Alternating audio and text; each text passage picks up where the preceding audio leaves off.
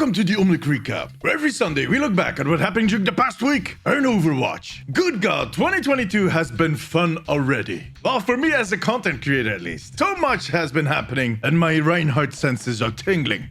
More is about to come. Every single day there's a fresh leak, a new rumor, someone claiming they have the latest scoop. Yeah, that is 1930 slang. Deal with it. Some even claim that they know which heroes will be added to that beta that we should see soon. I think it's about time for some fact-checking. I will do that in a few minutes, because there's also some other important news. But first off, I want to thank you all for the support. Last weekend, this channel hit 4,000 subscribers, and your comments have been so nice. But seriously, thank you all for the support.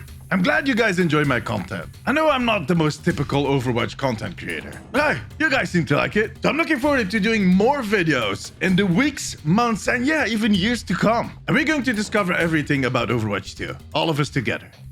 Cheers, guys. That's sweet. About that news, this week started off with the surprisingly early release of Chapter 4 in the New Blood series. It is a short series of Cassidy-centric comics that follows him as he travels the globe to find new members for Overwatch. In his new book, he meets up with Zaya, and he is hoping to convince her to join the team. But it seems she's in the middle of a bit of a dire situation. We get to meet her sisters, and we get a look at what most likely is going to be her basic skin in Overwatch 2. At the end of the comic, the story connects with an important moment in Overwatch 2 lore, the null sector attack on Paris, which we got to see in the Overwatch 2 trailer like 2 years ago.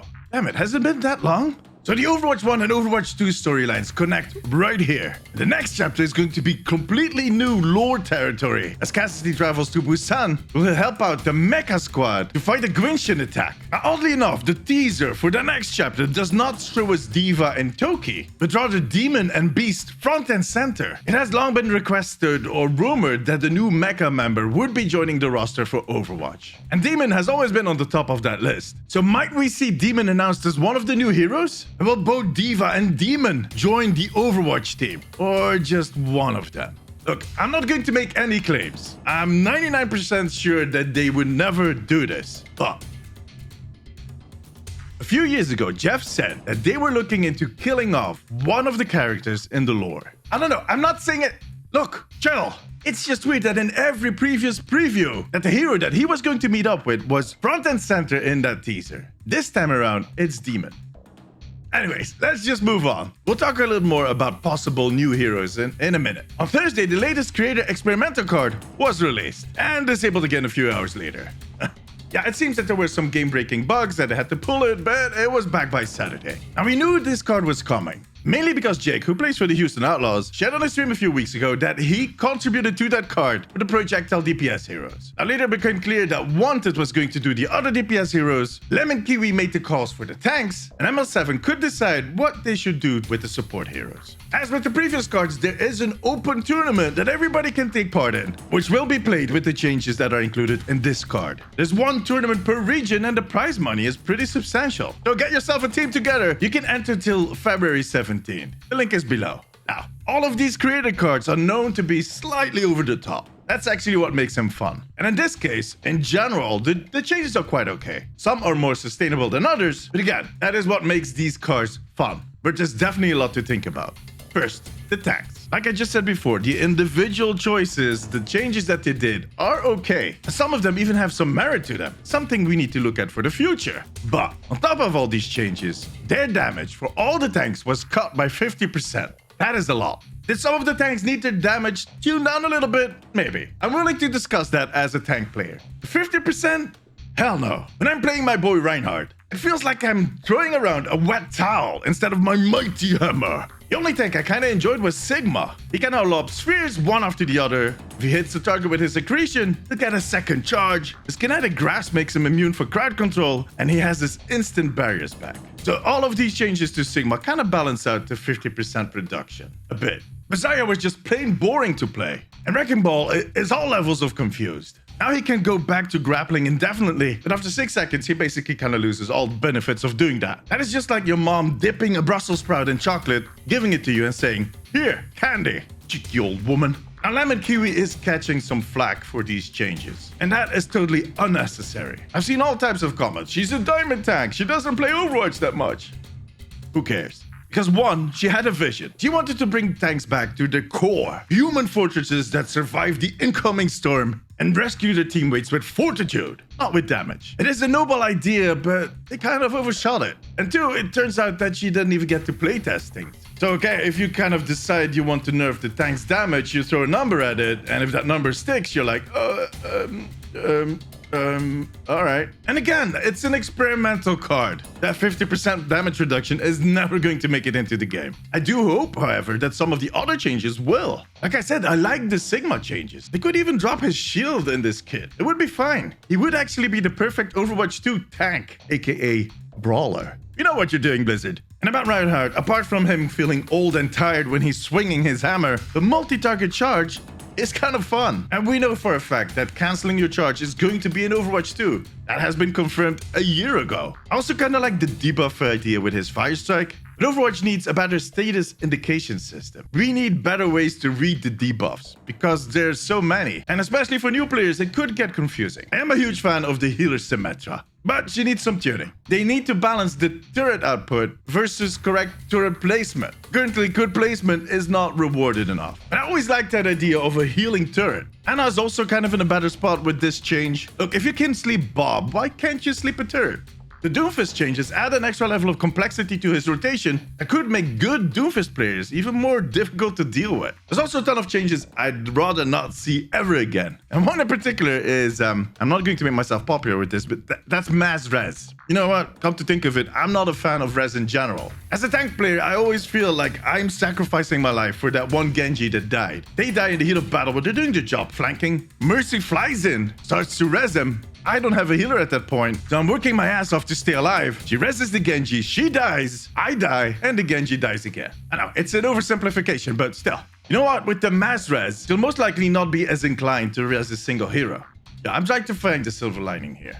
Anyways, this card, in my opinion at least, is not as good as the previous one. It's not bad, it's just there are some issues that kind of suck the fun out of the game for me. Now, the Creator Cup is being played next weekend. After that, the card will most likely disappear. Then we'll roll into the third week of February. What could happen in the third week of February? Well, if you have been watching my videos in the last 2 weeks, you might have an idea. But in the last few weeks, there have been some stubborn rumors that we'll see announcements somewhere soon, like in the next few days, and a release of the beta next week. Last week I made a video on how these new servers popped up and what their version names tells us about what we can expect of these servers. I'll leave a link up there and in the description, go watch it. And during this week, all of these servers have had a few updates. And as it goes with updates that are approaching, the rumors are popping up left and right. This week there were two big leaks that not only confirmed the schedule, but also claimed they knew what new heroes we'll be getting in that beta. The first one was on MMO Champion, a website that is known for its World of Warcraft data mining and news. Now, while we are on the edge of our seat waiting for that beta release, the World of Warcraft community is angrily staring at their screen, trying to conjure an announcement of the next expansion. Now, a user called BlizzyBurner, that was banned, by the way, in a huge post on the MMO Champion forums, claiming to know what the next World of Warcraft expansion is going to be. And he also had a few tidbits of Overwatch information. He stated that the closed beta for Overwatch 2 will be announced first, and will start in late February. There will also be a short PvE demo, which should happen in March. And they will introduce two new heroes that will be available in the beta besides Sojourn. Moga, the tank with Gatling guns, and Yako, the daughter of the two weaponsmiths in Kanazeka, that has a pet fox spirit and wields a giant shuriken. Alright, let's dissect this. First, there's this big golden rule you need to take into account.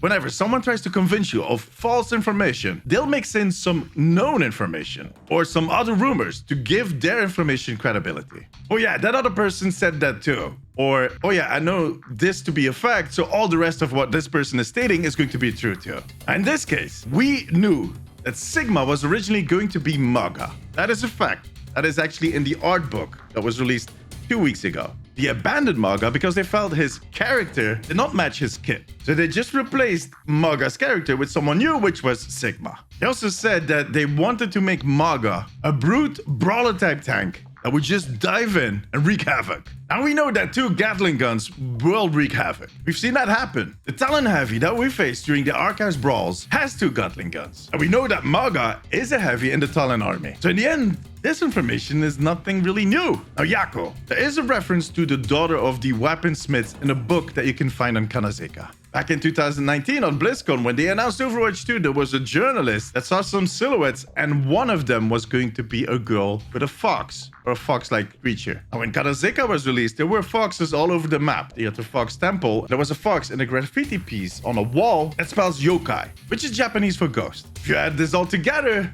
you get Iyako. So, in the end, nothing new. Just some facts and rumors thrown together. Make completely new facts credible. And in this case, the new facts are basically everything that he's saying about World of Warcraft. Does this mean that this rumor is fake? Not really. But it doesn't also prove that it is real. Because the chance of Maga and the Fox Girl ever joining the Overwatch roster are really, really high. And the chance of Maga having a Gatling gun or the girl having a Fox pet are also pretty high. But I would not put any money on seeing them in the beta. It definitely could be, but so could the Junker Queen, that hooded Omnic, or Demon from the Mecha Squad. We just talked about it. Talking about the Junker Queen, she was also part of a second leak. One that popped up on 4chan. Yep.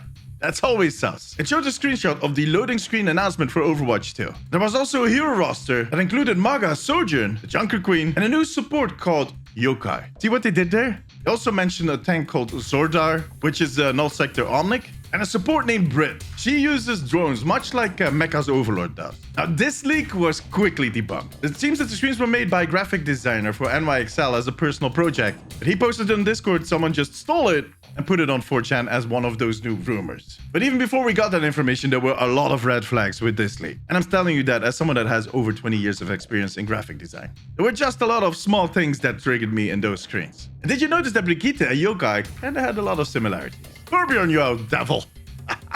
Going on a trip to Japan for work. Yeah, sure. And I really hope that the Junker Queen will get a name and won't just be called the Queen.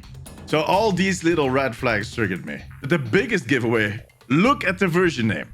1.50.0.0 and some numbers. The version name of an old build, by the way, of the beta in Overwatch 1. That doesn't make sense. Look, we'll most likely get more of these rumors in the coming days, and I'll be here for all of them. So make sure to subscribe. And at this point, the only thing that I'm comfortable with declaring as somewhat confirmed is that the beta is going to be up somewhere between now and the end of the month, and that Maga, the Fox Girl, and the Junker Queen will be added to the game at some point in the future. But that's it.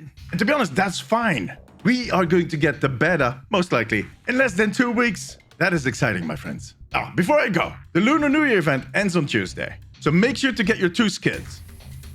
For now, however, that was it. Thank you very much for watching. I'll see you guys in my stream or in my next video. Till then, take care. Bye-bye.